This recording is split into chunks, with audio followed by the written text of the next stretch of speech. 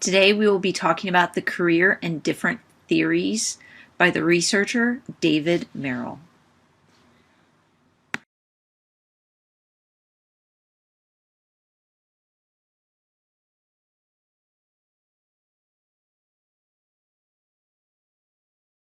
David Merrill has co-authored, authored, and been part of over 50 academic journals and has written at least 3 books. David Merrill graduated from the University of Illinois in 1964 with his PhD. He has been a faculty member at many different universities, including Vanderbilt, Brigham Young University, Southern California University, Florida State University, and Utah State University.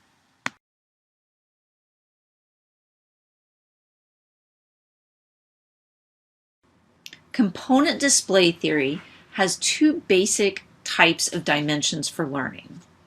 Content, which features facts, concepts, procedures, and principles, and performance, which is remembering, using, and finding.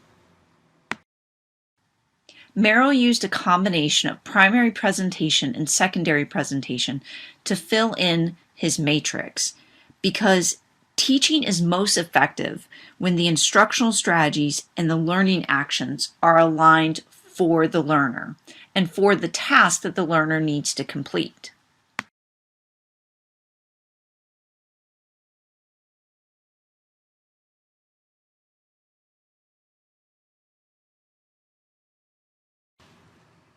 To understand Merrill's instructional transactional theory, we must first understand what an instructional transaction is. It is all of the interactions necessary for a student to acquire a particular kind of knowledge or skill. In his paper, he talks about knowledge objects, which are clusters of information that are related to each other. These are algorithms, or calculations, or associative, which is higher connecting concepts.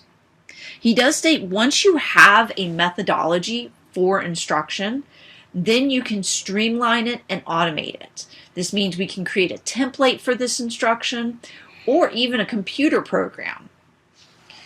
We then get into the learning environment. The learning environment is based on an instructional goal that is designed to promote.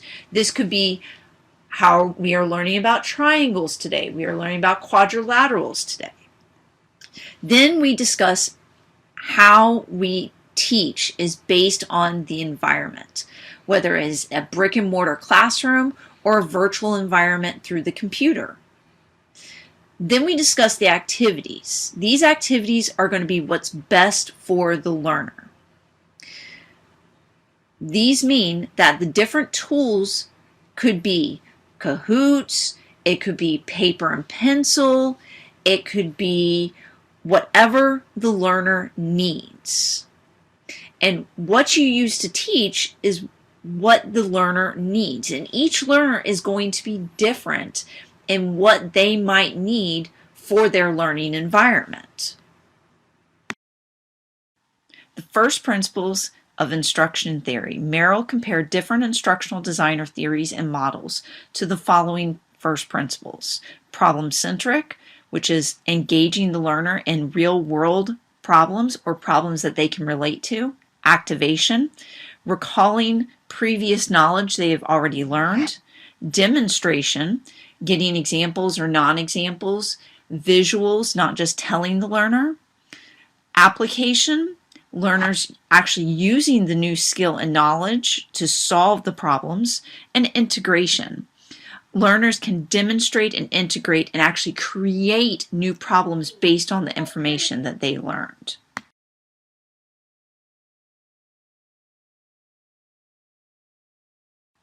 Merrill concluded in his research for first principles of instruction that all of the theories included some of the principles.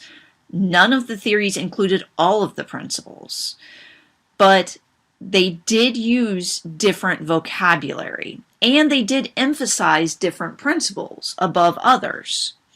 He did note that all the models and theories included first principles that were similar to his.